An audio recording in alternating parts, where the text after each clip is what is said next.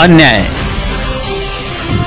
अत्याचार, भ्रष्टाचार, धर्मांधता और सरकार की गलत नीतियों के खिलाफ हर खबर की बुलंद आवाज इंडिया बुलेटिन 7 अर्थात IB7 न्यूज, आवाज नए भारत की। मुस्लिमों को कांग्रेस डराती है, आजम कुरैशी की सीधी बात। कांग्रेस ने मुस्लिमों पर अन्याय ही किया, संविधान नहीं होता तो हम नहीं होते। सभी मुसलमान भाइयों ने एडवोकेट प्रकाश अंबेडकर के साथ खड़े रहने की और 60% मुस्लिमों के वोट दिलाने का किया वादा। IB7 न्यूज स्टूडियो में रखी बात, आजम कुरैशी की सीधी बात। देखिए IB7 न्यूज पर। जय संविधान, जय भीम। IB7 न्यूज में आपका स्वागत है और IB7 न्यूज में इस स्टूडियो में आज है हमारे साथ वंचित बहुजन आघाड़ी के शहर प्रमुख आजम कुरैशी साहब। वैसे तो आने वाले 20 नवंबर में चुनाव है विधानसभा क्षेत्र का और जलगांव जामोद विधानसभा क्षेत्र के लिए हम बात कर रहे हैं। यहाँ पर अगर देखा जाए तो सत्ताधारी पार्टी जो उम्मीदवार है, विद्यमान आमदार विधायक डॉक्टर संजय जी कुटे, वंचित बहुजन आघाड़ी के डॉक्टर प्रवीण जी पाटिल और महाविकास आघाड़ी के जो है स्वातिदेव वाकेकर। लेकिन बात चल रही है कि क्या इन 3 उम्मीदवार के बाद में भी और कोई उम्मीदवार है तो है। वो अपने प्रशांत जी डिक्कर भी है, वो भी अपना जोर लगा रहे हैं। लेकिन अभी जो माहौल चल रहा है, अगर संजय कुटे और डॉक्टर संजय कुटे और डॉक्टर प्रवीण पाटिल का अगर देखे तो इनका जो बढ़ता प्रभाव दोनों का चल रहा है। ऐसे में अगर चुन के आना है इस हालत में, डॉक्टर प्रवीण पाटिल को अगर चुन के आना है तो मुस्लिमों की साथ बहुत जरूरी है। और मुस्लिम के नेता हमारे साथ में है जलगांव जामोद के, और वो वंचित बहुजन आघाड़ी के शहर प्रमुख हैं। उनसे हम बात करेंगे। नमस्ते आजम जी। नमस्ते। मुझे ये बताइए कि आप मुस्लिम समाज से बिलोंग रखते हैं, तो मुसलमान जो है वो वंचित बहुजन आघाड़ी की और कितना % अभी है? सबसे पहली बात तो मैं IB7 ने मुझे जो इनवाइट किया, मैं उनका शुक्रिया अदा करता हूँ दिल से कि कम से कम मुसलमानों को उनकी बात रखने का अधिकार दिया। ये एक ही चैनल ने दिया हुआ है, IB7। तो और रहा सवाल मुसलमानों के वोटिंग का, तो हमको ऐसा लगता है कि इस बारी में मुस्लिम वोट जिस तरफ जाएंगे वो कैंडिडेट जरूर चुन के आएगा। और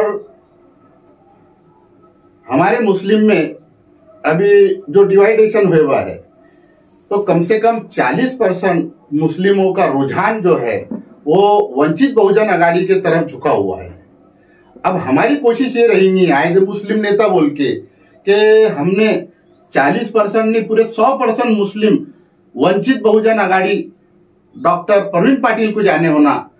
क्योंकि हमारा जो गुरु और अभिमान है वो श्रद्धेय बाला साहेब अम्बेडकर के साथ है, और वो हमारे एकमात्र ऐसे नेता है जो मुस्लिम समाज के फेवर में बात करते हैं। आज तक के कोई कांग्रेस ने मुस्लिम समाज के फेवर में बात नहीं करी। अरे वो उम्मीदवारी देने डरते मुसलमान को, तो फेवर में क्या बात करेंगी। सिर्फ एक ही डॉक्टर बाला साहेब अम्बेडकर, इन्होंने सबसे पहले एक लिस्ट जारी की जिसमें 16 मुस्लिम लोगों को उम्मीदवारी दी गई है। जबकि महाविकास आघाड़ी ने सिर्फ देखा जाए शिवसेना की तरफ से 1 उम्मीदवार, राष्ट्रवादी की तरफ से 1 उम्मीदवार और कांग्रेस की तरफ से 3 उम्मीदवार, यानी 4 उम्मीदवार 288 सीटों में से 4 उम्मीदवार दिए हुए हैं। अच्छा, तो मुझे ये बताइए, आप कांग्रेस के माध्यम से या महाविकास आघाड़ी की ओर से 4 उम्मीदवार दिए हैं। बीते आजादी के 60 साल बाद कांग्रेस ने यहाँ पर 60 साल कांग्रेस ने यहाँ पर राज किया, तो क्या मुस्लिमों का भला हुआ कांग्रेस के कार्यकाल में? मुस्लिमों का भला तो सबके आंखें के सामने है। कांग्रेस के कार्यकाल में मुसलमानों को सिर्फ इस्तेमाल करा गया, उनका वोट लिया गया, उनको डराया गया कि तुमने अगर से कांग्रेस को वोट नहीं किए तो तुम्हारे साथ में ऐसी ऐसी हरकत होगी। अरे भाई, आज भी तो तुम मौजूद है ना, किसी ने आवाज उठाया? मुसलमानों के घर बुलडोजर से तोड़े गए, एक कांग्रेसी ने आवाज नहीं उठाया। खुद कांग्रेस के जिला अध्यक्ष मध्य प्रदेश में, उसका खुद का घर बुलडोजर से तोड़ दिया गया। वो तो कांग्रेस का था, कोई कांग्रेस ने तो उसके फेवर में आवाज नहीं उठाई। लेकिन एक बाला साहेब अम्बेडकर है, अगर से मोहम्मद पैगंबर पे टिप्पणी भी करता है तो बाला साहेब अम्बेडकर आवाज उठाते हैं। और हमें गर्व है कि हम बाला साहेब अम्बेडकर के साथ में हैं। क्यों? क्योंकि वो डॉक्टर बाबा साहेब अम्बेडकर के विचारों से चलाते हैं। वो किसी के दबाव में नहीं चलते, और वो किसी के लोग उनको बताते हैं कि बी टीम है। अरे तुम देखो, भाजपा को पनाह देने वाली सबसे पहली कांग्रेस है यहाँ पर।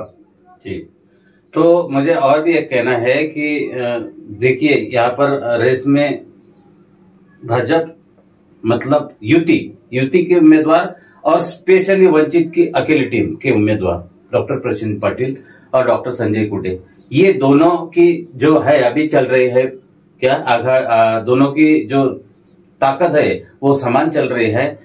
और ऐसे में ये ताकत कम करने के लिए इतने बड़े महान नेता जो है एडवोकेट बाला साहब अम्बेडकर, प्रकाश अम्बेडकर जी, अस्पताल में दाखिल होने के बाद भी उन पर टिप्पणी की गई। और वो टिप्पणी कोई भाजपा ने नहीं की, वो टिप्पणी महाविकास आघाड़ी के नेताओं ने की है। महाविकास आघाड़ी के संजय राउत ने की है, महाविकास आघाड़ी के बाकी लोगों ने की है कि बीजेपी की ओर से दाना पानी बंद हो गया, ऐसा हो गया, वैसा हो गया। फिर बाला साहब को बोल रहे हैं कि ऐसे में आपके हालात ठीक नहीं है, अस्पताल से ऐसा वीडियो जारी नहीं करना चाहिए। ये कौन लोग होते हैं ऐसी टिप्पणी करने वाले? क्या मकसद है इनका? इनका मकसद ये है कि ये सुर्खियां बटोरने के लिए, न तो श्रद्धेय बाला साहेब अम्बेडकर के खिलाफ में बोलने की किसी की औकात नहीं है।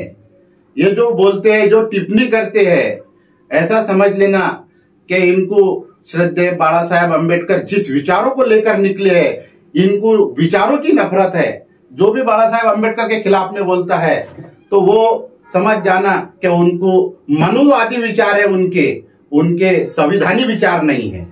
उनके संवैधानिक विचार नहीं है, ऐसा आपका कहना है। ये भी बात सब सही है। क्यों कि कुछ दिन पहले एक वीडियो वायरल हुआ था, एक स्टेटमेंट दिया, वीडियो ने स्टेटमेंट दिया, जो मिस्त्री है, क्या बोलते हैं उसको, मधुसूदन मिस्त्री ने एक स्टेटमेंट दिया, बहुत सारे चैनलों पर कहा गया कि हमें अम्बेडकर नाम चलता नहीं, हम अम्बेडकर नाम को मानते नहीं हैं, अम्बेडकर को मानते नहीं।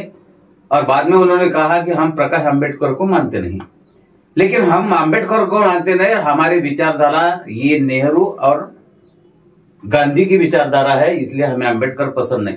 ऐसे में अम्बेडकर पसंद नहीं, फिर भी जो कुछ दलित, बौद्ध नहीं, बौद्ध आज ही बाला साहब के साथ में है, फिर भी कोई दलित अगर कांग्रेस और ये महाविकास आघाड़ी की ओर जाते हैं तो उनको क्या कहेंगे?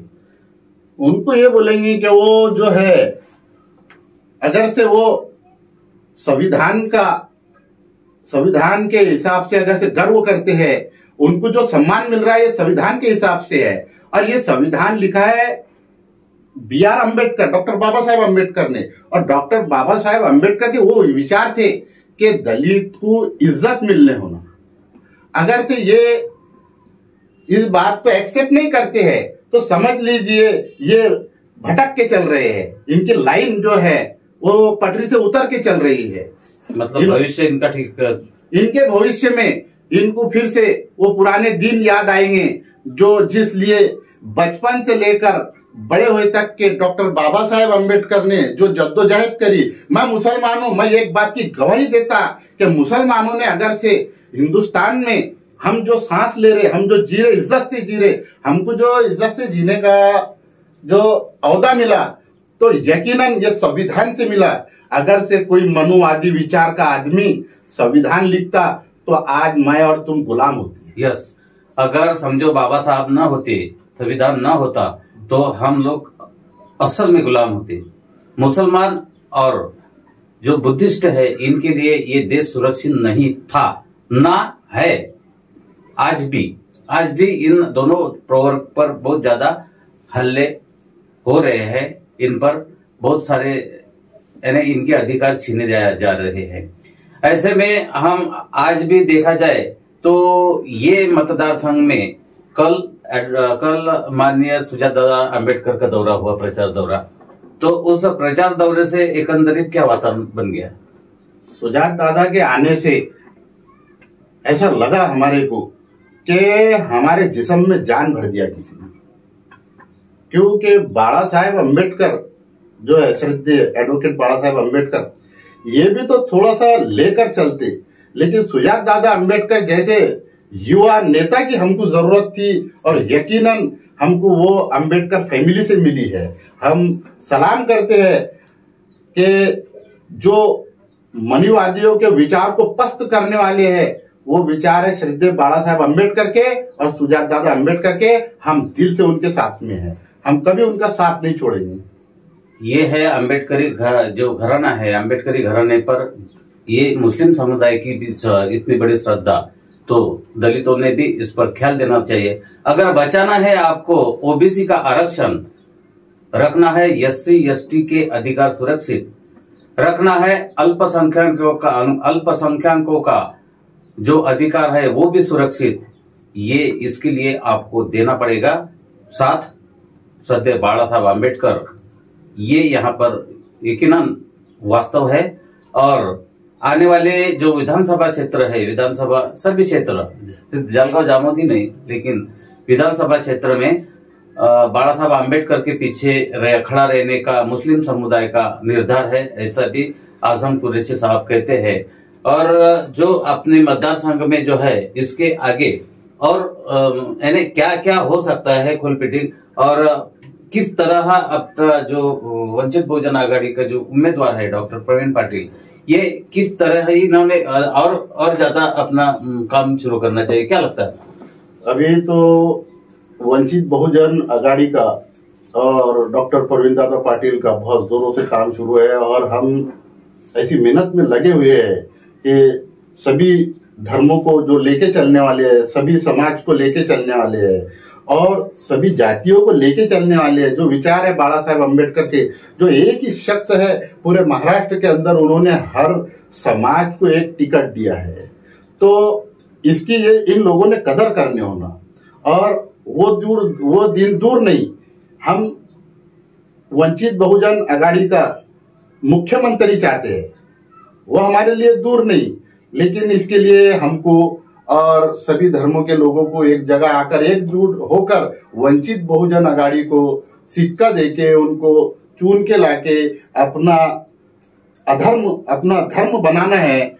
ऐसे डॉक्टर प्रवीण दादा पाटिल, हम उनको एक भरोसे से बाला साहेब अम्बेडकर ने टिकट दिया, और हम भरोसे से ज्यादा मत मुस्लिम समाज की, मैं मुस्लिम समाज का इसलिए बोल रहा हूँ बार बार, क्योंकि निर्णायक है। और मुस्लिम समाज जो है, इनको कांग्रेस हरदम डराते रहती है कि ऐसा करेंगे तो ऐसा हो जाएगा, ऐसा करेंगे तो ऐसा। अरे कुछ नहीं होता, हम ईमान वाले हैं, हम अल्लाह को मानने वाले, अल्लाह के नबी को मानने वाले हैं, हम किसी से डरने वाले लोग नहीं हैं। इसलिए हमारा मत, मेरी ये अपील है मुस्लिम वोटरों से कि ज्यादा वंचित बहुजन आघाड़ी को हमने मत देके और विजय बनाना है।